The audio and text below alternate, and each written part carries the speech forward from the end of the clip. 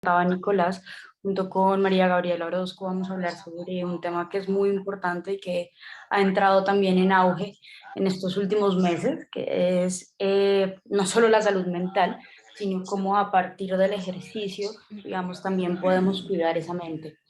Mm, no sé, Gaby, si quieras seguir. Esta es alguna de las referencias que utilizamos. Continúa, por favor. Estas son otras y otras. En cuanto al contenido, vamos a abordar pues una breve introducción, la fisiología del ejercicio a grandes rasgos y los cambios que se han visto asociados en la neuroplasticidad, unos beneficios a corto y largo plazo que se ha visto que ocurrió con el ejercicio en la pandemia. Mm, la prescripción del ejercicio, es decir, nosotros como profesionales de la salud, que a veces estamos un poquito fuera de ese contexto de cómo hacer para prescribirle ejercicio a un paciente, cómo podemos hacerlo de una manera simple. El deporte como un factor protector y unas breves conclusiones y mensajes para llevar a la casa. Voy a quitar la cámara en aras de que de pronto la conexión al internet esté un poquito inestable. Listo, y pues antes de comenzar, pues yo soy María Gabriela Orozco y queríamos dejarlos con esta frase que es de Roger Federer, uno de los mejores tenistas pues del momento, que dice: siempre creo que si estás atrapado en un agujero y tal vez las cosas no van bien, saldrás siempre más fuerte. Todo en la vida es así. Listo. Y ya con eso, entonces empezaríamos con nuestra introducción, a hablar un poco acerca de por qué es importante hablar del ejercicio y la salud mental, algo de epidemiología y de los costos pues en salud que implican las enfermedades psiquiátricas. Entonces, pues para comenzar, en la actualidad se ha demostrado que el ejercicio tiene grandes beneficios para la función cerebral, que mejora la memoria y el aprendizaje.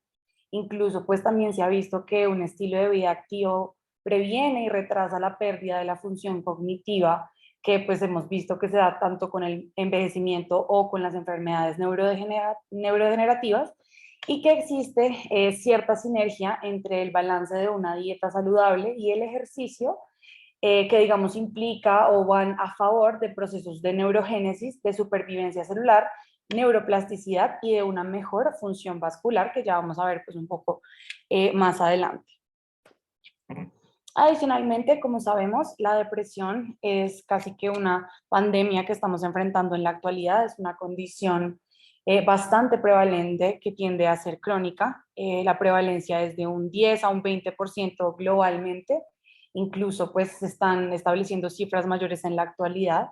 Es responsable del 40.5% del total de años de vida de discapacidad, o los famosos DALIs, y adicionalmente la actividad física y el ejercicio se ha sugerido como potenciales tratamientos para la depresión y se han incorporado en las diferentes guías como el complemento perfecto para el tratamiento farmacológico y psicoterapéutico. Adicionalmente, pues los costos han aumentado bastante en cuanto a lo que implica, digamos, el aumento pues, del aumento de la depresión y la ansiedad, lo que hace que constituyan un problema de salud pública de manera global bastante importante, que pues es demasiado costoso para los sistemas de salud. Adicionalmente, pues existe muy poco consenso en cuanto a cómo afrontar este gran problema que, como les comentaba, viene en crecimiento exponencial. Y adicionalmente, pues lo que nos muestra la evidencia es que aun cuando hay bastantes tratamientos disponibles, los estudios de costo-efectividad sugieren que aun cuando una persona se encuentra en tratamiento óptimo médico, es decir, con tratamiento farmacológico y psicoterapéutico, solamente un 35 o un 50% de los casos diagnosticados con trastornos de ansiedad y depresión serán solucionados, digamos, de manera definitiva o a largo plazo. Y entonces, pues llegamos a preguntarnos entonces cómo prevenirlos. En muchas, o a lo largo de la carrera, hemos visto que se habla de cómo prevenir las enfermedades multifactoriales, y pues se ha demostrado que se previenen con el cambio de la distribución de los factores de riesgo. Esto ha favorecido la prevención de muchas condiciones, sobre todo pues lo hemos visto en la evidencia que tiene la prevención en las enfermedades cardiovasculares, Para la depresión, los factores más conocidos y más importantes son el riesgo familiar, la posición socioeconómica y los eventos traumáticos de la vida que pues realmente son imposibles o muy difíciles de modificar. Y entonces, ¿qué nos muestra la nueva evidencia? Básicamente que los factores de estilo de vida como actividad física pueden potencializar las estrategias para prevenir la ansiedad y la depresión. Y los últimos estudios de cohorte transversal han demostrado una asociación muy importante entre el ejercicio y las tasas más bajas de depresión y ansiedad. Y entonces, bueno, ¿por qué es importante entonces hablar de todo esto?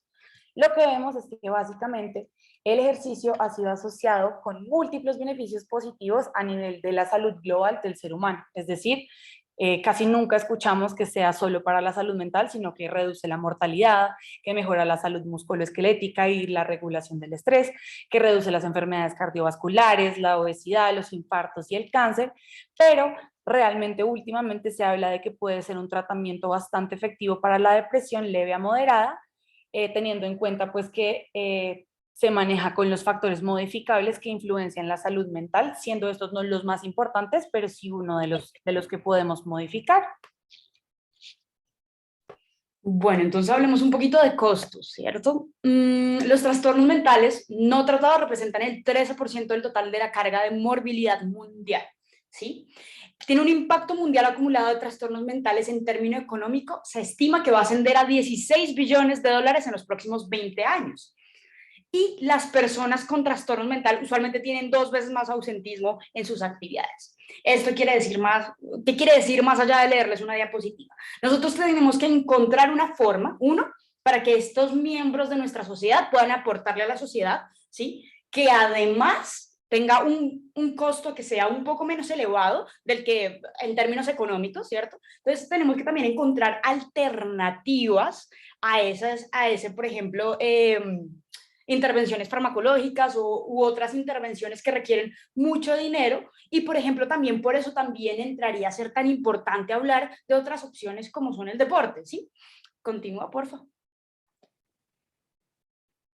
Se dice que los costos estimados de la ampliación del tratamiento, principalmente el asesoramiento psicosocial y los medicamentos antidepresivos, se elevan a 147 mil millones de dólares.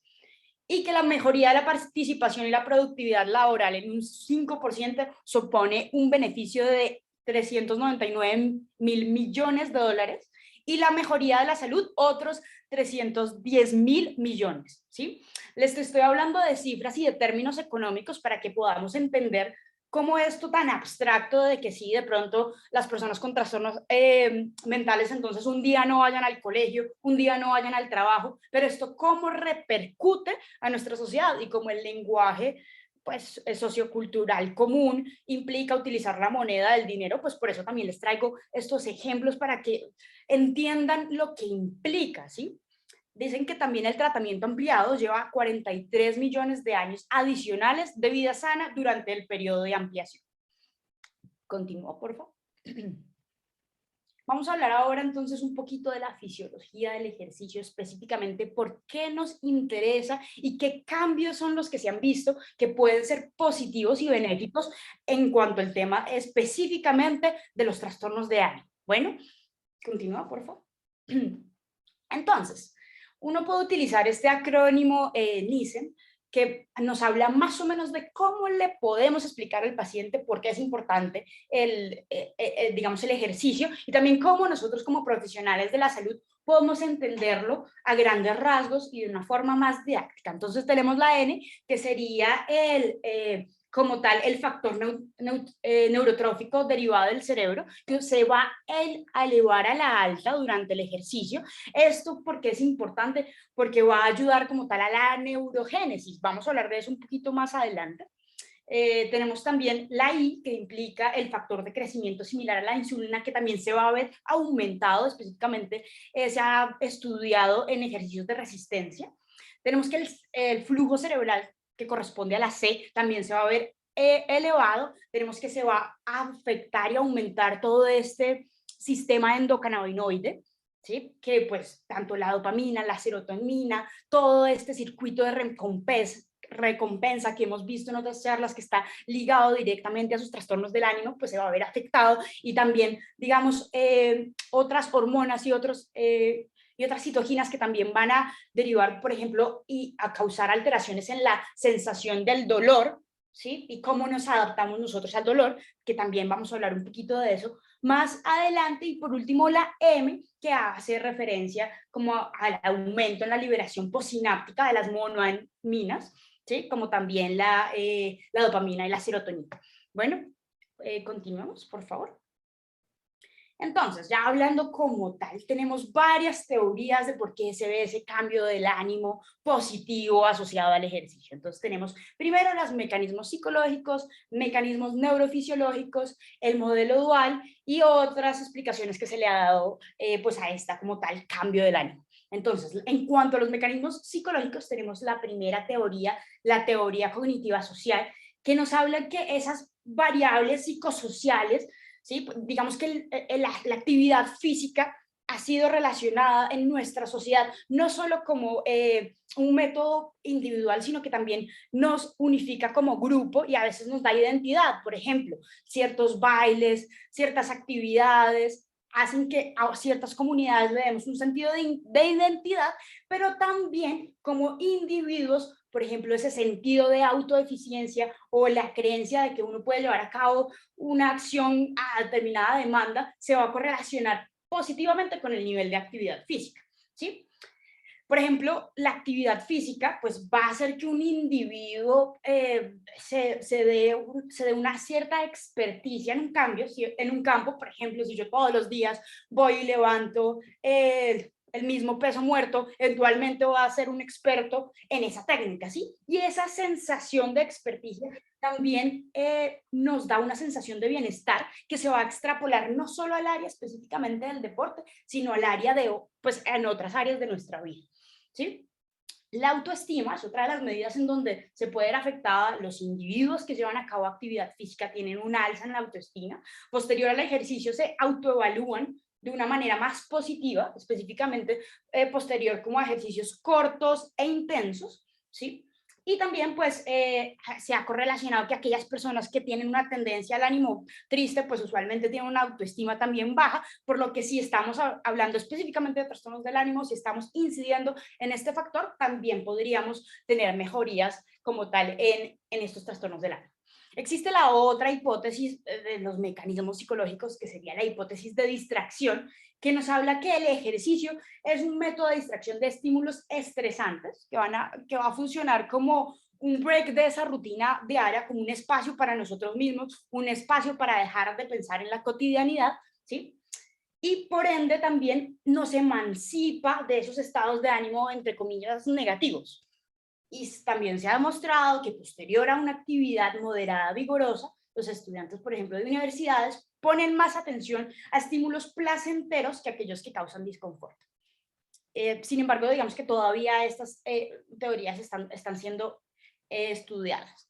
Ya yéndonos con los mecanismos neurofisiológicos, tenemos dos grandes teorías. Tenemos la teoría de alza térmica, que significa que cuando nosotros elevamos nuestro cuerpo, se activa todo el sistema nervioso simpático, se activa el eje hipotálamo hipófisis adrenal, y todos los cambios hormonales van a conllevar a una disminución en la percepción del dolor y una mejora también en el ánimo. También evidencia empírica ha mostrado que la terapia térmica va a promover esa relajación y va a aliviar los padecimientos somáticos y mentales de los individuos. Y en cuanto a la teoría de las endorfinas, tenemos que hay un aumento en las endorfinas posterior al ejercicio, y también pues estudios electrofisiológicos han mostrado una asociación positiva entre los niveles de beta endorfinas en sangre y las ondas alfa posterior al ejercicio. Específicamente esto se ha estudiado en el ciclismo, en ejercicios aeróbicos. Sin embargo, pues digamos que podría considerarse, extrapolarse a otro tipo de ejercicios. Se ha estudiado también el sistema endocannabinoide, que pues podría también tener un efecto importante. Aquí en el modelo dual y les puse esta frase de más no siempre es mejor, sino como hay un camino del medio, y lo que quiere decir es que los individuos solo se ha visto que tienen efectos placenteros cuando estamos hablando de trastornos del ánimo, en un rango en donde la intensidad no es tan alta hasta el punto que compromete la homeostasis. Es decir, en términos más académicos, cuando la intensidad excede el umbral ventilatorio, se vuelve displacentero. Es decir, si yo pongo a correr, no sé, a alguien que nunca ha hecho ejercicio y lo pongo a correr 20 kilómetros de una, seguramente no va a experimentar esos cambios positivos del ánimo que nosotros y pues que acá les hemos propuesto, ¿cierto? Por eso también es importante hacer una correcta dosificación del ejercicio, una correcta prescripción del ejercicio de acuerdo a las necesidades de un individuo. Y otras teorías que la neuroplasticidad, la epigenética y la hipótesis de la lateralización prefrontal, de la que les voy a hablar más adelante. Por favor, continúa. Entonces, dentro de la hipótesis, por ejemplo, de la lateralización prefrontal, tenemos que hay una activación prefrontal izquierda, o sea, la activación de la corteza prefrontal izquierda se asocia usualmente a esos comportamientos o estado de ánimo positivos, mientras que cuando hay una activación de la corteza prefrontal derecha, digamos que se ve como un aumento en esos estímulos negativos, en esos estados de ánimo negativos, ¿sí? Por eso se ha visto también que en la actividad física específicamente se aumenta la participación pues, de la corteza prefrontal izquierda, ¿sí? En cuanto a los cambios como tal en la teoría pues, epigenética, se dice que se promueve la expresión génica favorable para la salud emocional. Por ejemplo, se altera específicamente la transcripción del factor neurotrófico derivado del cerebro, que es el BDNF, que también pues, está correlacionado con esa neuroplasticidad. Entonces, tenemos que el factor de crecimiento similar a la insulina sumado al factor vascular endotelial y el BDNF, pues van a estimular el crecimiento de nuevas neuronas y promueven esa plasticidad sináptica. Eso quiere decir, nosotros creamos como nuevas rutas neuronales en donde se van a ver afectados y va a haber unos cambios, a eso se le conoce como la neuroplasticidad, y esto se ha relacionado con aumento en las capacidades de aprendizaje y de la memoria. También se ha demostrado que el ejercicio estimula el aumento periférico pues, de todas estas neurotrofinas y se piensa que esto también va a estar ligado a la intensidad del ejercicio. Sigue, por favor. La otra teoría, que es la teoría de la inflamación, esta es una de las teorías más bonitas y que es la que está más en auge en estos últimos años, y hace referencia a como todas las patologías crónicas, por ejemplo, tanto la diabetes, la depresión, se ha visto que son enfermedades inflamatorias crónicas, ¿sí? Entonces, cuando estamos hablando específicamente del ejercicio, se ve que hay una inducción del coactivador PGC1A o del coactivador del receptor gamma 1 alfa activado por el proliferador de peroxisoma 1A, que va a ser ese principal mediador en la respuesta antiinflamatoria e inmunomoduladora que se ha visto, pues que va a tener un rol importante en todos de los efectos positivos del ejercicio, específicamente en demencia y depresión. ¿Sí? La depresión, así como les había dicho, al igual que otras patologías como la diabetes mellitus, es un estado proinflamatorio que va a activar también el factor NF-kappa beta, que es el factor nuclear potenciador de las cadenas ligeras kappa de las células beta activadas, que va a llevar a la liberación de citoquinas proinflamatorias como la interleuquina 1, la interleuquina 6, el factor de necrosis tumoral alfa, ¿sí? Y esta inducción del coactivador PGC1A, del que les había hablado hace un ratico, va a inhibir esa vía de la NF-kappa beta, ¿sí? Y también por eso se ha propuesto que va a ayudar con todos estos síntomas depresivos y en general con todas las enfermedades que tuviesen que ver con factores proinflamatorios, ¿sí? Continúa, por favor. Cuando estamos hablando del hipotálamo y de la memoria, este es un estudio muy bonito en donde pues se asoció como tal la capacidad aeróbica en niños preadolescentes y se correlacionó con el volumen del hipotálamo. Perdón, del hipocampo, aquí está mal en la diapositiva, es hipocampo. Entonces, a mayor volumen del hipocampo, se ve que había una respuesta y una mejoría en la memoria relacional, ¿sí? Esto es súper importante. Continuemos, por favor. Y en cuanto a analgesia,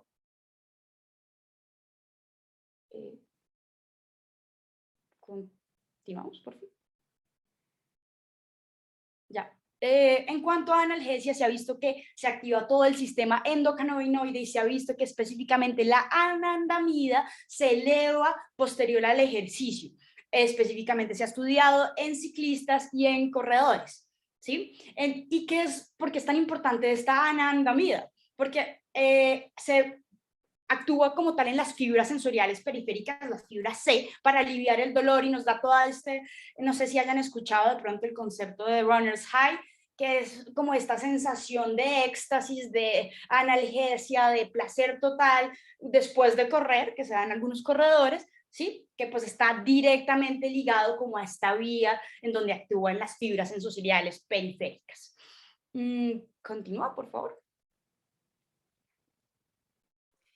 Listo, entonces ahora después de entender un poco de la fisiología del ejercicio, entonces vamos a hablar de lo que son los beneficios tanto a corto y a largo plazo de hacer ejercicio.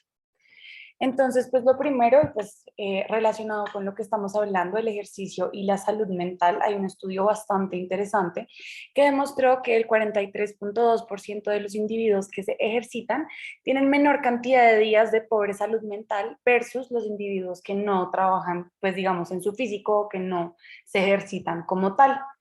Incluso hay, digamos, un aumento desde un 11.8 hasta un 22.3% de todo tipo de ejercicio que está asociado a menor carga de salud mental versus el hecho de no ejercitarse. Algunos pues más que otros, ya lo vamos a ver un poco más adelante, pero cualquier tipo de ejercicio en realidad garantiza tener pues mejores días de salud mental comparado con no ejercitarse. Y hablando pues en cuanto a la duración y la frecuencia, se evidenció que una duración de 45 minutos en promedio y una frecuencia de 3 a 5 veces por semana tiene la mejor asociación y la mejor evidencia en los pues como de mejoría de salud mental, sobre todo si se trata de deportes en equipo, es decir, básquetbol, voleibol, no sé si todavía siguen viendo mi pantalla, así. Ya, perdón, es que creo que se salió un momento. Y asimismo, no sé qué está pasando, perdón. Asimismo, pues los deportes como el ciclismo, los aeróbicos y las actividades de gimnasio, pues tienen la mejor evidencia con esta misma frecuencia. Adicionalmente, pues en cuanto a los beneficios del ejercicio, pues hay múltiples estudios que han demostrado que el ejercicio asociado a una dieta rica en frutas y verduras disminuye el riesgo de contraer una enfermedad cardiovascular, metabólica y metastásica, y adicionalmente que el ejercicio pues protege contra el daño cerebral causado por el ACV y promueve la recuperación post-injuria cerebral, y adicionalmente pues vamos a ver que tiene evidencia de ser antidepresivo. Entonces, en este estudio, básicamente lo que evidenciaron es que, o pues lo dividieron como los diferentes tipos de ejercicio o intentaron agruparlos por lo que más se parecieran y se dieron cuenta que los ejercicios que están relacionados sobre todo con mindfulness y respiración, como lo son la yoga y el tai chi, han demostrado ser los más beneficiosos para la salud mental. Adicionalmente, como lo podemos ver en la tabla, separaron los individuos que previamente habían sido diagnosticados con depresión y aquellos que pues no tenían ningún diagnóstico psiquiátrico, y en ambos grupos de individuos vemos que igual la mejoría es bastante significativa comparando a quienes se ejercitan de cualquier modo, a quienes no, y podemos ver cuáles son los deportes que más respuesta en cuanto a la salud mental tienen. Entonces, como les comentaba, los popular sports vienen siendo todo lo que son ejercicios en equipo, el ciclismo y los aeróbicos o el gimnasio. Todo esto vamos a ver que tiene relación porque se relaciona también con una parte del ejercicio que implica socializar.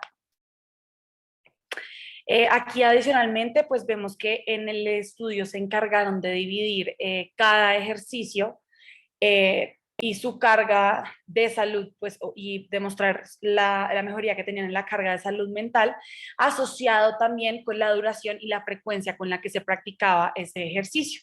Entonces, como lo vimos anteriormente, todos los tipos de ejercicios estuvieron asociados a una reducción en la carga de la salud mental versus el hecho de no ejercitarse. Pero ahora, si hablamos como tal de duración y frecuencia, vemos que el ejercicio de 3 a 5 veces por semana es el que presenta la menor carga en salud mental. Y de hecho se evidenció que una frecuencia y una duración mayor o menor implicaba mayor carga emocional, incluso cuando se comparaba con el hecho de no hacer ejercicio. Esto básicamente que nos demuestra que en todos los ejercicios vemos que tienen una relación en U entre la frecuencia del ejercicio y la carga de salud mental. Es decir, que hacer muy poco o hacer mucho se asociaba con tener peores estados de ánimo comparado con el ejercicio de 3 a 5 veces y una adecuada duración. De hecho, las personas que se ejercitan entre 120 y 365 minutos por semana tienen la menor carga emocional.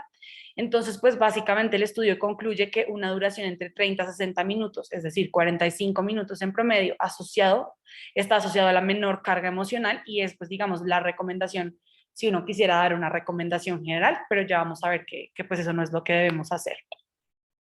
¿Qué hallazgos significativos entonces tenemos hasta el momento en cuanto a la salud mental y el ejercicio? Lo primero es que el ejercicio ha demostrado alivio de los síntomas de la depresión o pues de personas diagnosticadas con trastorno depresivo mayor como la fatiga y la falta de motivación.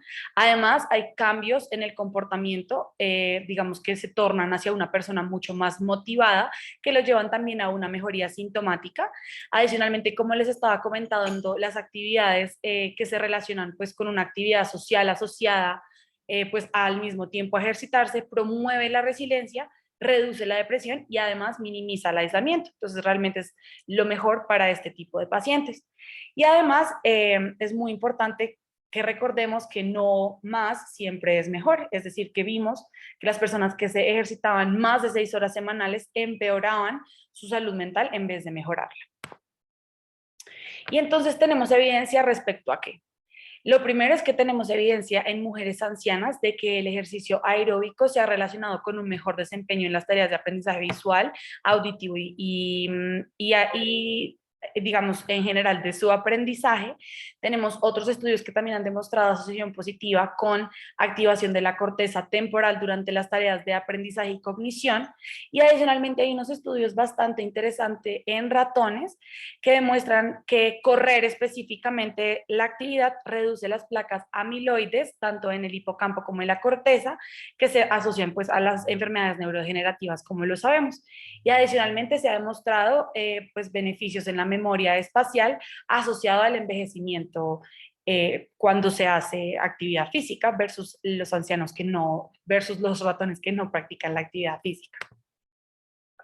Ahora, vamos a hablar entonces un poco de lo que ocurrió en la pandemia pues por COVID-19, que ocurrió con el ejercicio y con la salud mental. Lo primero pues es que pensemos, listo, ¿qué fue lo que ocurrió durante la pandemia?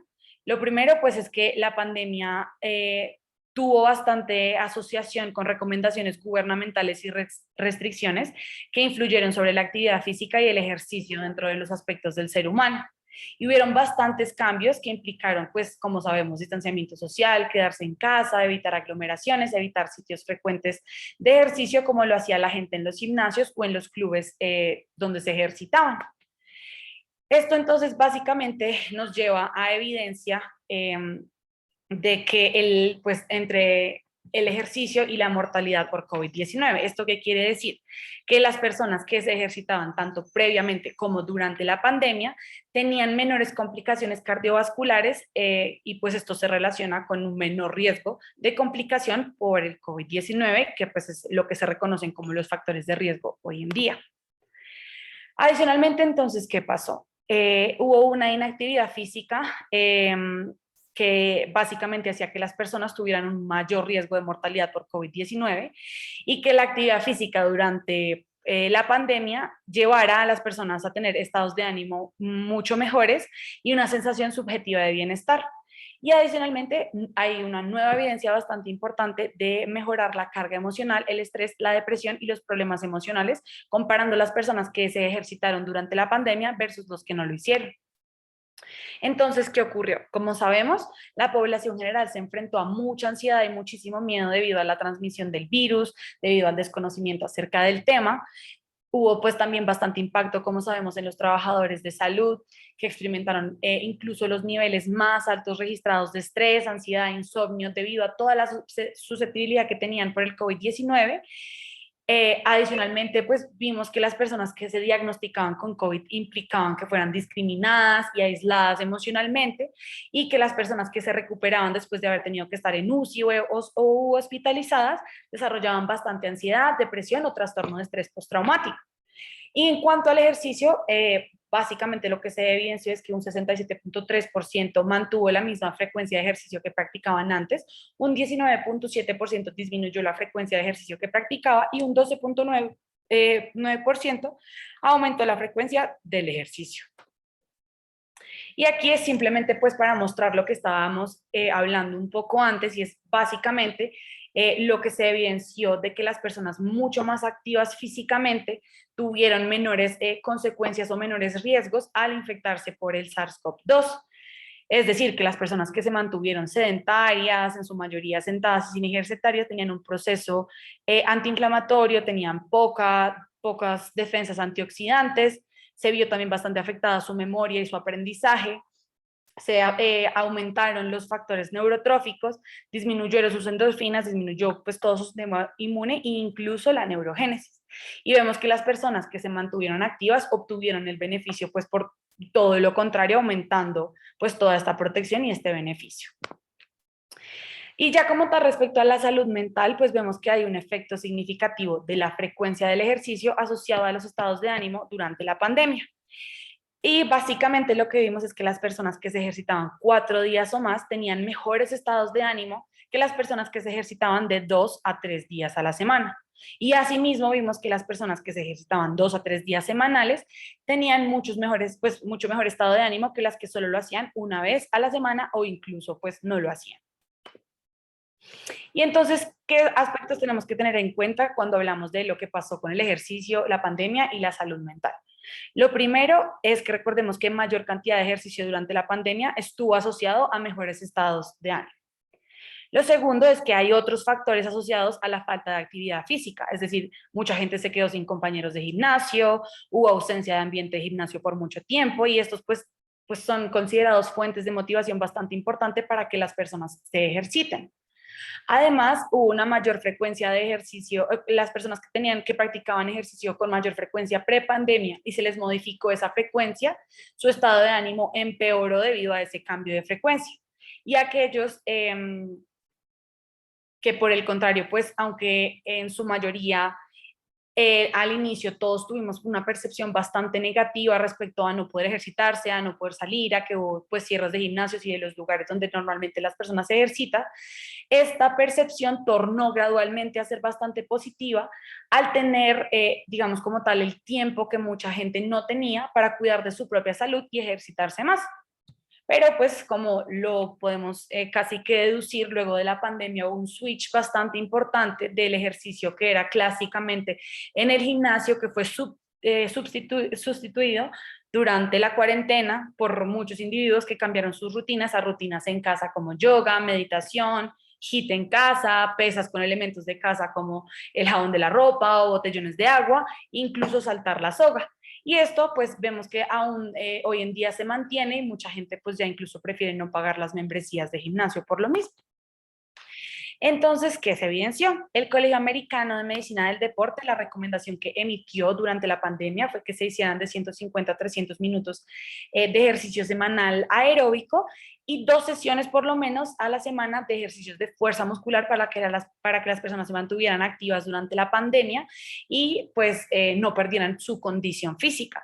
Adicionalmente, hay estudios bastante interesantes alrededor de lo que implicó y fue las redes sociales, y se vio que realmente el impacto, no solo con redes sociales, sino también a escuchar música, fue un medio bastante efectivo para evitar la monotonía durante la cuarentena, y esto pues tuvo bastante utilidad para conectarse entre las personas, mantenerse informado e incluso para motivarse entre ellos de manera remota para entrenar, lo que aumentó incluso un 35% la adherencia a los programas de ejercicio. Y como les mencionaba, la música representó un factor pues para los individuos que continuaran pues con su actividad física por periodos de tiempo más prolongados y no dejaran la actividad botada pues tan rápidamente. Esto básicamente lo han explicado porque la música le da cierta motivación y compromiso a las personas y a su vez se demostró que las personas que practicaban ejercicio con música tenían menores niveles de estrés, de ansiedad y de depresión. Bueno, entonces continuemos un poquito con la prescripción del ejercicio. ¿Cómo hacemos para dosificar ese ejercicio? Entonces, primero, ¿qué es? ¿Sí? Como todo en la medicina, como toda indicación y como todo tratamiento, debe tener un orden, ¿sí? Entonces, la prescripción se trata de la dosificación de la actividad física en un contexto médico, enfocado a las necesidades de un individuo y teniendo en cuenta sus capacidades y herramientas disponibles. Es decir, no vamos a recomendar ni el mismo tipo de actividad a una persona que de pronto no sé, si está en pueblo perdido, seguramente no le vamos a decir que por favor utilice la última tecnología para poder tener un track de sus pulsaciones, ¿cierto? Entonces hay que adecuar como tal la prescripción a ese contexto específico del paciente. Tenemos el acrónimo FIT, que hace referencia a como esos 4 ítems que entran dentro de cómo prescribimos el ejercicio. Entonces tenemos la F de frecuencia, la D de intensidad, T de tiempo y la otra T del tipo de ejercicio. Entonces, cuando estamos hablando de frecuencia, ¿a qué nos referimos? Como estos conceptos a grandes rasgos, para que lo sepan, frecuencia es el número de veces que se lleva a cabo una actividad durante un lapso de tiempo determinado. La duración hace referencia a ese plazo de tiempo que se invierte en una actividad. La intensidad hace referencia a un sentimiento subjetivo de qué tan duro o de cuán duramente una actividad física es percibido por una persona. Continúa, por favor. Y pues la T del tipo de actividad física, que pues la vamos a dividir a grandes rasgos en 4 grupos. En la aeróbica, que pues usualmente hace referencia, por ejemplo, a esas actividades que mejoran la composición corporal, que usualmente podemos llevar a cabo durante un lapso de tiempo pues considerable, y que también mejoran como tal la aptitud cardiorrespiratoria. Hablamos de los ejercicios de resistencia, ¿sí? O de fuerza, que como tal hay una mejora en la aptitud muscular en cuanto pues a la resistencia y a la fuerza, a la coordinación, que a veces digamos que es un tipo de ejercicio que dejamos muchas veces de lado, pero que es muy importante no solo en adultos mayores, digamos que acá puede tener también digamos, una recomendación más alta, pues porque en los adultos se están perdiendo esas actividades cotidianas que requieren coordinación y por ende es muy importante hacer énfasis en estos ejercicios de coordinación, ¿sí? Que va a hacer referencia a esa mejora en el balance, en la agilidad y en la propiocepción. También, por ejemplo, en atletas con lesiones, los ejercicios de propiocepción cuando se han alterado, pues, o se ha lesionado algunos nervios, pues pueden ser muy importantes en toda esa rehabilitación específica del deporte. Y los ejercicios, el último sería el tipo de flexibilidad, que como tal hace referencia a esa mejora en los rangos de movimientos de una persona. Entonces, ¿cómo evaluamos la intensidad? De acuerdo pues a este concepto de lo que yo ya les expliqué de lo que significa la intensidad. Entonces tenemos varias formas. Entonces podemos hablar de METs, que seguramente ya lo hemos escuchado todos en nuestras clases, y habla de los equivalentes metabólicos. Un MET simplemente es la medida en donde estamos hablando del ratio de utilización de energía cuando estamos en descanso, ¿cierto? Ya de acuerdo a eso, a cuánta más energía necesitamos nosotros utilizar para ciertas actividades, nosotros vamos a hablar de qué tan intensa es una actividad, de acuerdo a si es ligera, moderada o vigorosa. Entonces vamos a hablar de una actividad ligera de 1.1 a 2.9 METs. Podría ser, no sé, por ejemplo, para mí presentar esta presentación puede ser una actividad ligera. Moderada, de 3 a 5.9 METs, podría ser dar un paseo con el perro, jugar con el perro. Vigoroso, ya hablaríamos de más de 6 METs, que podría ser salir a correr a la calle. Tenemos otra opción que sería por medio del VO2 máximo, ¿cierto? Que pues surge de la ecuación de Fick, que no la voy a explicar en el momento porque pues no es el objetivo como tal de esta presentación, pero que nos hace, pues nos explica básicamente por qué una persona aumenta su consumo de oxígeno y cómo esto depende de una serie de factores como son el gasto cardíaco, de la diferencia arteriovenosa y pues y demás, que no, como les decía, no es el objetivo de la charla. Continúo. Tenemos el porcentaje de la frecuencia cardíaca máxima o el porcentaje de la frecuencia cardíaca de reserva. Entonces, tenemos un montón de fórmulas para calcular esto, ¿cierto? Y para poder decirle de pronto a un paciente, bueno, para usted, que repito, que tiene tales características, le recomiendo que haga un ejercicio moderado. ¿Pero eso qué significa? Entonces, se puede utilizar la fórmula de Tanaka. La fórmula de Tanaka nace a partir de un estudio en personas mayores de 40 años con antecedentes cardiovasculares y es la que se utiliza, por ejemplo, en la cardio cuando estamos hablando de rehabilitación cardíaca. Y sería la fórmula de frecuencia cardíaca máxima, que sería igual a 208 menos la edad por 0.7. 0.7 sería la constante.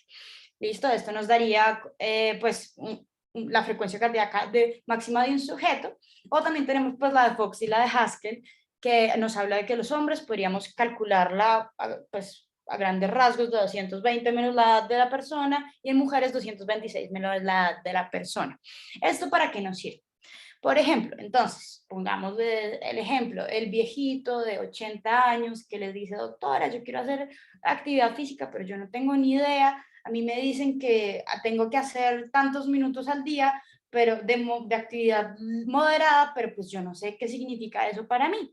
Entonces, por ejemplo, si estamos hablando de una actividad muy ligera, podríamos multiplicar eso por 0.5 a 0.6 y si contamos de pronto le podemos decir al paciente, mire, usted se va a contar el pulso cuando está haciendo la actividad y me va a decir en cuánto está. Entonces, nosotros le vamos a dar el rango como tal. Entonces, si queremos trabajarlo de 0.5 a 0.6 en una actividad ligera, pues le vamos a dar pues esa frecuencia cardíaca máxima, pues 0.5 o 0.6. Si tenemos, no sé, un adolescente que está entrenando para correr una maratón y tenemos que tenerlo en una zona número 3, número 4, entonces le vamos a decir que vamos a multiplicar esa frecuencia cardíaca por 0.7, 0.8, si ya tenemos el atleta que quiere hacer puros sprints, pues entonces multiplicamos esa frecuencia cardíaca más o menos por 0.9 y ya hablamos de una actividad vigorosa.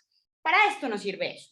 ¿Listo? Y tenemos la última opción que sería la escala del esfuerzo percibido, que también nos es muy útil cuando, por ejemplo, no tenemos acceso como tal a estas medidas tecnológicas para de pronto cuantificar o simplemente hay veces que estas fórmulas no se correlacionan con esa sensación subjetiva del paciente de la intensidad, entonces le podemos aplicar la escala. Esta es la escala de Borg, hagan de cuenta como una escala análoga del dolor, pero del ejercicio. Entonces, así como la escala visual análoga del dolor, pues va a tener del 1 al 10, tiene las caritas, uno les dice qué tan cansado se siente y pues el paciente dice, no, me siento muy cansado, un 10 de 10, ¿sí? Así como en el dolor.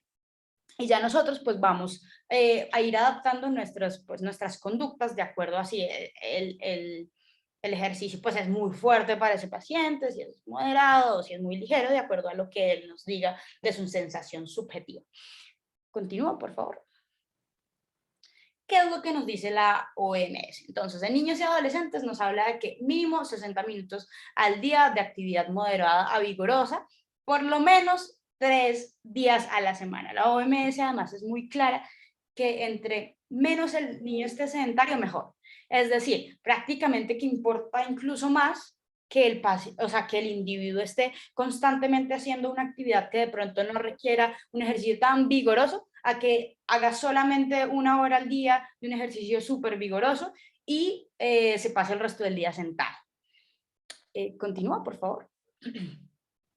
En adultos, hemos oído hablar y antes, digamos que la recomendación ha cambiado un poquito en los últimos años. Antes hablábamos de que era 30 minutos al día por 5 días a la semana, que sería más o menos 150 minutos, pero pues la OMS aquí sí vio que más sí es mejor. Entonces nos amplió el rango porque vieron que entonces pues si uno les daba una recomendación de 150, la gente se quedaba con lo mínimo y pues digamos que si hacía un poquito más iba a ser mejor. ¿Sí? Por eso ampliaron el rango. Entonces nos hablan de 150 a 300 minutos de moderada intensidad o de 75 a 150 de intensidad vigorosa. Adicionalmente, por favor, sigue eso. Nos hablan de que es importante el ejercicio de resistencia, es decir, vamos a hablar de que es importante también hacer que el paciente entienda que fortalecer los músculos, más allá del ejercicio aeróbico que estuvo tan en auge durante un montón de tiempo, con todos estos aeróbicos y salir a correr y demás, pero que no tenían tanta, tanta no llegaban tanto como tal a fortalecer el músculo per se. Entonces la OMS ahora dice, listo, ahora por lo menos se recomienda que 2 días a la semana el paciente haga, o pues el individuo en general, haga ejercicio de fuerza. Continúo.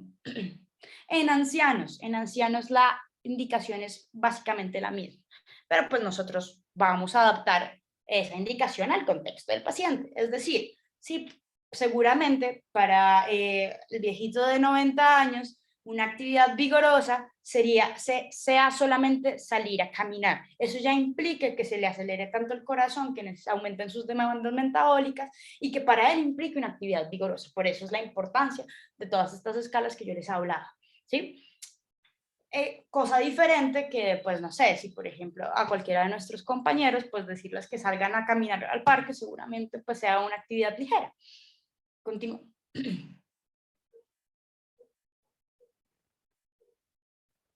Y en pacientes psiquiátricos, ¿qué se ha recomendado? Digamos que hay poca evidencia específica y pocas directrices específicas para el paciente psiquiátrico. Sin embargo, en general, la Asociación Europea en general habla de una actividad aeróbica y de resistencia como ciclismo o natación, 30 minutos por 3 sesiones por 3 meses mínimo, ¿sí? Y también se ha hablado específicamente en estas dos patologías, en depresión leve a moderada, de 2 a 3 sesiones por semana de 45 a 60 minutos de intensidad moderada mixta, asociada pues a todos los estudios que ya les había mostrado Gabriela. En esquizofrenia se recomienda 150 minutos a la semana de ejercicio aeróbico moderado a vigoroso. Estas son como las dos directrices claras y diferentes que hace la Asociación Europea de Psiquiatría con respecto a las patologías psiquiátricas. Continúa, por favor. ¿Y qué es lo que se ha visto? Entonces aquí les traigo como un compendio de todos los metaanálisis o pues de la mayoría de metaanálisis que se han hecho específicamente en enfermedades psiquiátricas, y lo que se ve, por ejemplo, es que hay 8 metaanálisis que dicen que el ejercicio reduce la depresión en niños, adultos y ancianos. El ejercicio reduce la ansiedad. El ejercicio también reduce esos síntomas negativos y positivos en la esquizofrenia. El ejercicio mejora como tal la función cognitiva en la esquizofrenia, y también en ADHD pues también se ha visto que mejora como tal esa función cognitiva. ¿Sigue? ¿Qué es lo que les decía? Y más o menos era lo que también había hablado Gabriela, es que no, si ustedes ven acá, por ejemplo, en la parte B de ese gráfico, vemos que solamente con 50 minutos ya uno ve un cambio muy grande en la probabilidad de remisión en un paciente. Es decir, que al año los síntomas hayan remitido con solo 50 minutos a la semana. Esto es muy importante porque a veces entonces nos quedamos con rangos tan amplios que al final el paciente dice, bueno, pero es que si me toca correr 50 kilómetros a la semana, pues está como difícil. Pero si le decimos, no, es que de pronto si usted hace 15 minutos al día por 4 días, ya es suficiente, ¿sí? Continúa, por favor. Además, hay estudios específicamente que comparan la terapia farmacológica con el ejercicio. Entonces, estos estudios son one-on-one. Es decir, en un grupo a los pacientes con depresión específicamente se les dio terapia farmacológica con antidepresivos, y al otro grupo se les dio solamente intervención con ejercicio. ¿qué ha mostrado? Que la terapia farmacológica y el ejercicio son igualmente efectivos. Es decir, en estos estudios, por lo menos en estos estudios, se demostró que tiene una efectividad igual. Esto es, digamos que para muchos puede sonar un poco loco y un poco arriesgado, además, decir que entonces a mi paciente no le voy a dar un antidepresivo, sino solamente una terapia de intervención con ejercicio, pero pues la evidencia soporta que tiene igual efectividad. Continúa, por favor. Estos son otra serie de revisiones y de metaanálisis, y solamente en uno, digamos que mostró la evidencia contraria, pero en general el resto de los metaanálisis mostraron que en los pacientes que implementan la actividad física en suma a la terapia farmacológica tienen una mejor respuesta al tratamiento de aquellos en grupo de control. Es decir, a un paciente en donde, listo, yo no quiero ser tan arriesgado, yo igual pues le voy a seguir dando el antidepresivo, pero pues además le voy a hacer la intervención con el ejercicio, sí tiene una mejoría con respecto a ellos, a aquellos que solamente tienen terapia farmacológica. Continúa, por favor. ¿Y qué es lo que se ha visto? ¿Por qué nosotros como futuros médicos o como médicos no hacemos intervenciones con ejercicio? Porque uno, no tenemos la capacitación en la prescripción, no tenemos ni idea cómo prescribir el ejercicio, ¿sí? Porque se percibe que utilizar medicamentos es más eficaz que hacer intervenciones con ejercicio, lo que vimos que ya realmente pues es muy debatido.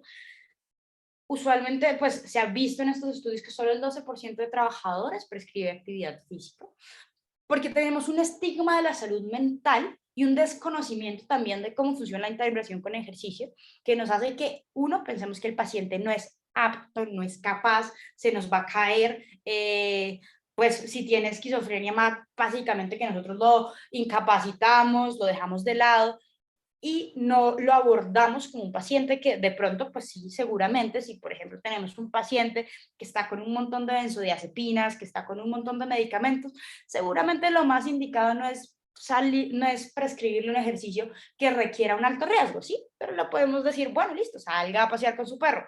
Ya hablamos que eso también implica actividad física.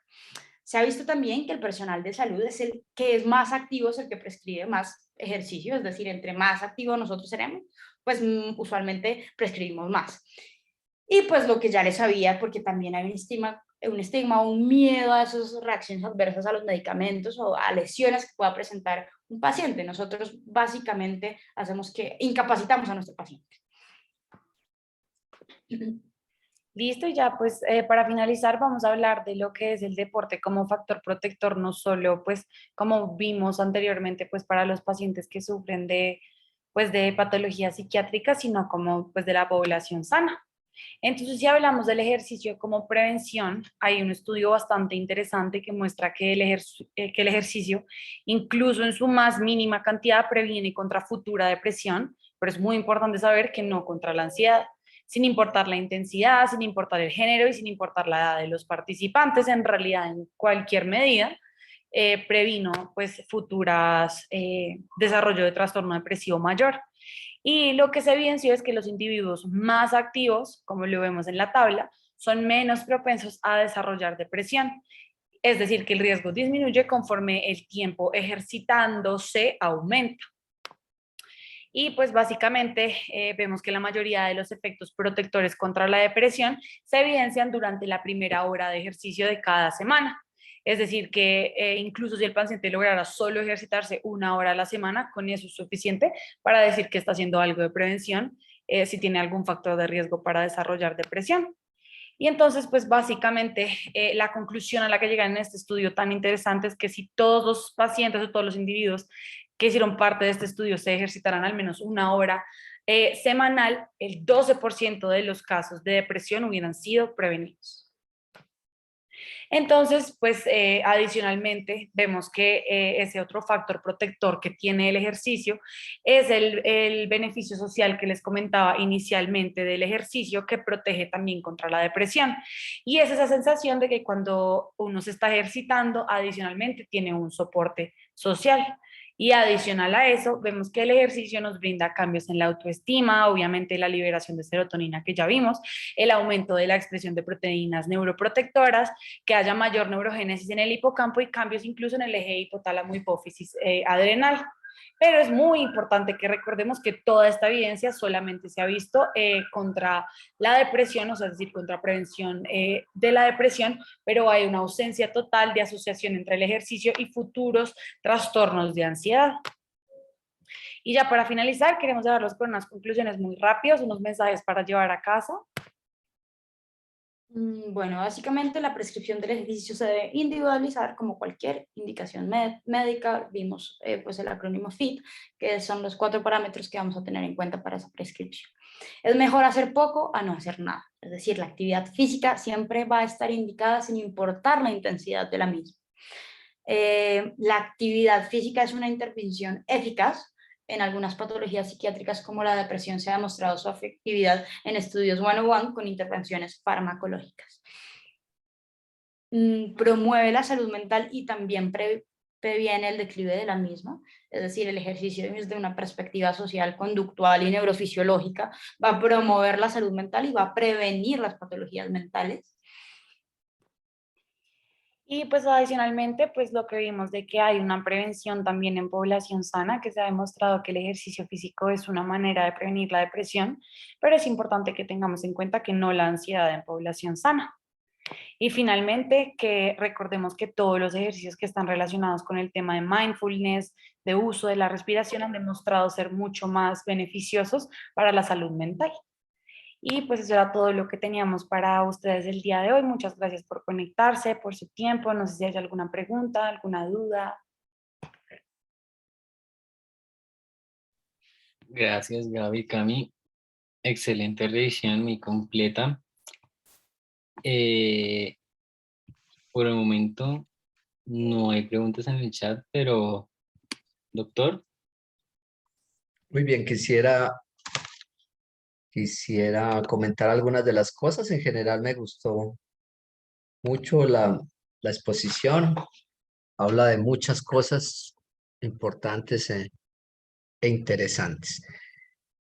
Bueno, quiero mostrarles algunas o resaltar algunas cosas de las que dijeron.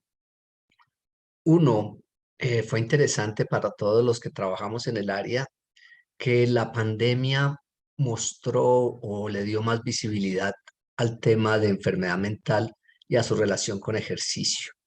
Eso lo recibimos en forma muy gratificante porque inclusive vi eh, titulares de prensa y titulares de revista diciéndole a la gente, oiga, muévase porque su mental depende en parte de lo que se mueva. O sea que eso que era tan difícil de mostrar en el COVID y en la pandemia, se le dio un empuje eh, interesantísimo.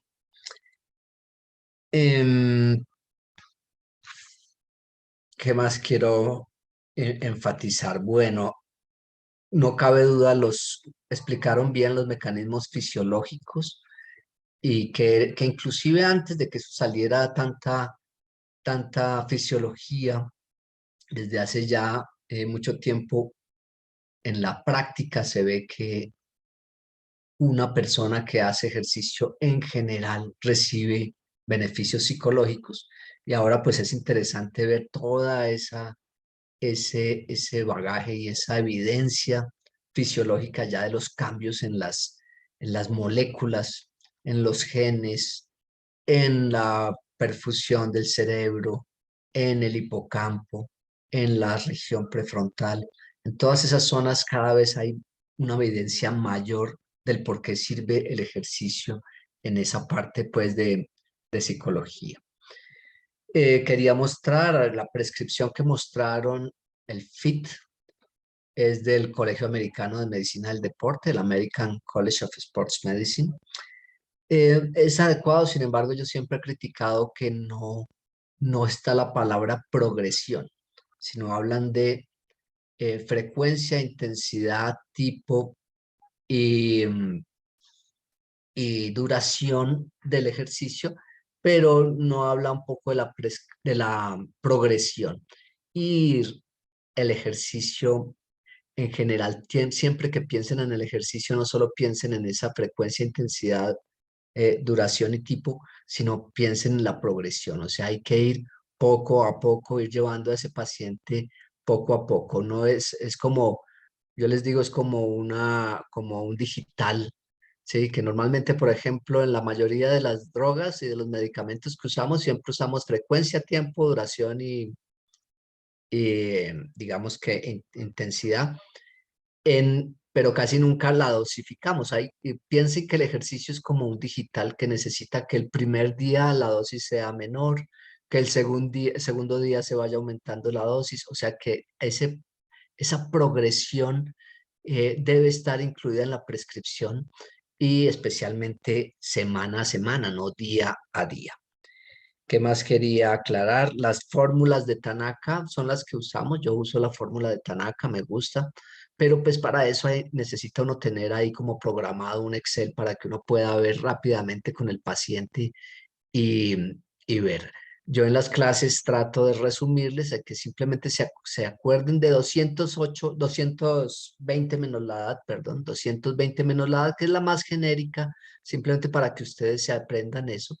Y moderado es entre el 0,6, como decían ustedes, y 0,8, y fuerte por encima de 0,8, para que sea más rápido y lo puedan hacer frente al paciente, o si no se complican. Si empiezan a pensar en 208 menos el 70% de la edad, no, ya con eso ya tienen para complicarse. Cambio, 220 menos la edad, entonces es, por decir algo, uno de ustedes, 220 menos 20, ya da 200. Y si quiero un ejercicio moderado es entre 0,6 y 0,8. Entonces 0,8 por 200 da 160. 0,6 por 200 da 120. Y entonces un ejercicio moderado es entre 120 y 160 para ustedes. Y fuerte para ustedes por encima de 180. Entonces es algo que uno puede hacer en la cabeza, que no es tan complicado, o con la calculadora del celular, porque ya las otras fórmulas son un poco más complejas y se confunden y terminan no dándole ninguna recomendación al paciente. Cambio así, que se aprendan por encima del 80 fuerte y entre el 60 y el 80 moderado, ya con eso y con 220 menos la edad pueden hacer una prescripción mucho más rápida y mucho más pues efectiva. Lo que mostraron de la Organización Mundial de la Salud son las recomendaciones actuales, esas son 2020, desde el 2020, y que tuvo dos cambios principales, ¿sí? Lo de los 150 y los 300 ya lo veníamos usando desde el 2010, inclusive desde antes, ¿sí? Aquí hizo énfasis como decían ahí, en que sea ojalá no 150, sino 300 minutos, o sea, le da mucho más énfasis a que se haga un poquito más de 150, es decir, el doble de 300. Lo de la parte de fuerza ya lo teníamos. Y otra cosa importante que actualizó esta recomendación son las actividades sedentarias. Y entonces le dio un énfasis mayor a las actividades sedentarias y dijo, oiga, son factores independientes. Es decir, usted puede ser activo pero sedentario. Eso es una cosa interesante porque son factores independientes y que los estudios muestran esa independencia y que antes las considerábamos como parte de un mismo,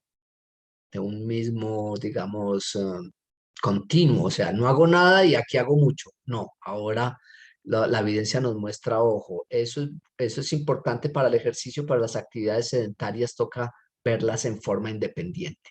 Yo puedo hacer mucho ejercicio el fin de semana y entonces cumplir con las recomendaciones de la Organización Mundial de la Salud, pero si yo estoy 8, 10, 12 horas sentado, eso es un factor deleterio y que contrarresta en parte toda la parte de actividad física que se hizo. Y también colocó, como ustedes colocaron también ahí, le dio énfasis a que cada paso cuenta, que no importa que no lleguemos a la recomendación. Si logramos que nuestro paciente haga, así sea 5 minuticos, 10 minuticos, que camine 2 o 3 pasos más de lo que lo viene haciendo, ya hay una evidencia que nos está mostrando que está mejorando en todo lo que midamos, entre ellos en salud mental. ¿Qué más anoté por aquí? Lo de fármaco versus ejercicio, eso se ve en muchas otras patologías también.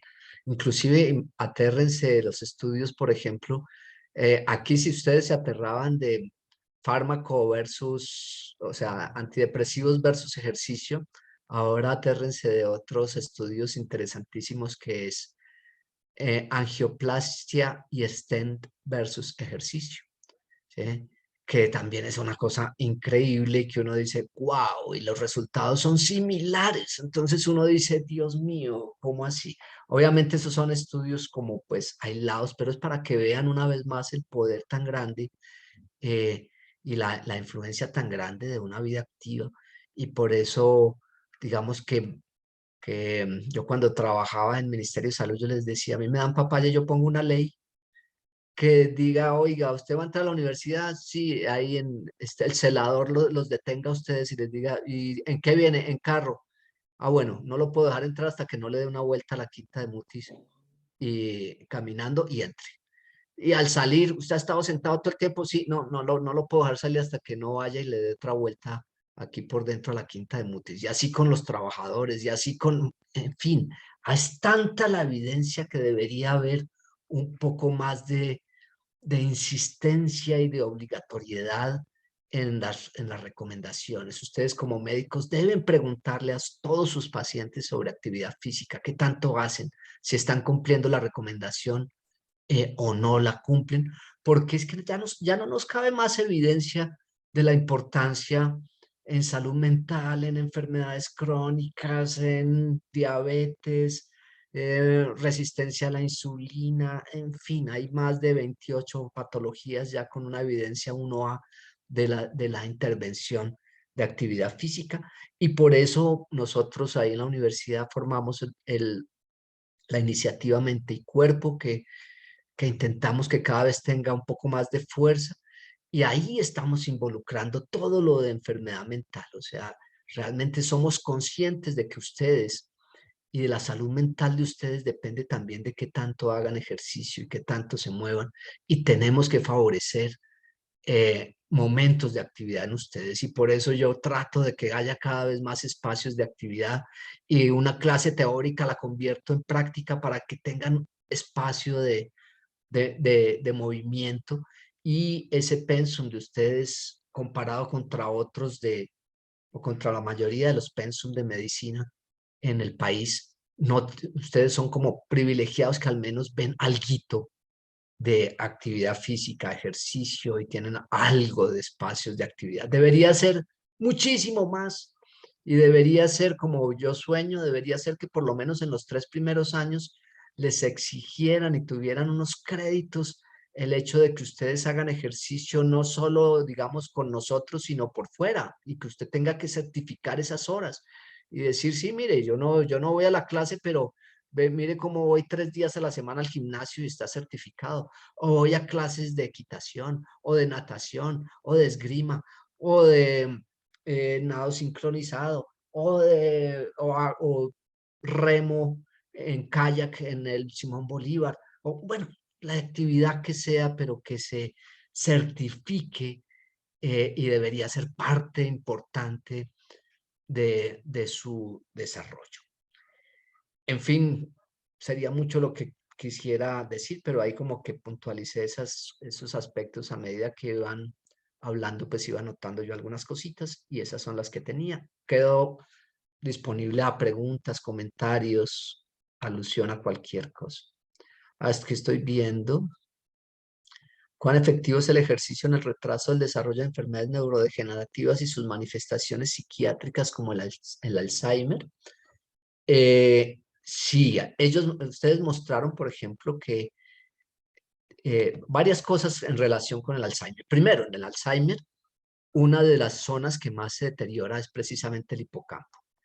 Y el hipocampo es el que más se beneficia cuando hace ejercicio. O sea que digamos que ahí hay generación de nuevas neuronas, hay disminución, como ustedes decían, de material, disminuye el depósito de material amieloide en las neuronas del hipocampo. Es decir, cada vez hay más evidencia y calculamos que más o menos una persona activa tiene 30% menos de probabilidad de tener Alzheimer y de tener Parkinson y de tener otras enfermedades neurodegenerativas. Es decir, hay evidencia suficiente e importante para decir que sí, disminuye hasta en un 30% la aparición de enfermedades neurodegenerativas por todas esas explicaciones fisiológicas que mostraba. No sé si hay alguna otra pregunta.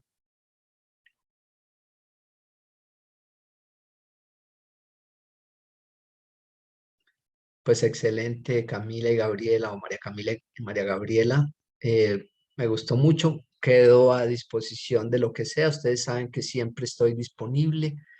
Estoy en el correo institucional, que es gustavo.tovar@urrosario.edu.co, o yo tengo una página web, www.drgustavotovar.com, un canal de YouTube, DR Gustavo Tovar, y ahí están, por cualquier canal que se les ocurra, siempre voy a estar disponible para ustedes en cualquier momento. Muchas Muchísimas gracias, gracias, doctor. doctor. Y de nuevo le agradecemos porque nos haya acompañado en este módulo de psiquiatría y deporte. Por el momento no han llegado más preguntas, así que daremos por concluida la revisión del día de hoy. Recuerden que ya se envió el link de asistencia y la clave y la palabra clave al chat, que es FIT. Y eso sería todo por hoy. Feliz noche para todos. Muchas gracias, doctor. Muchas gracias, Cami y Gaby. Gracias a ustedes Muchas y que gracias.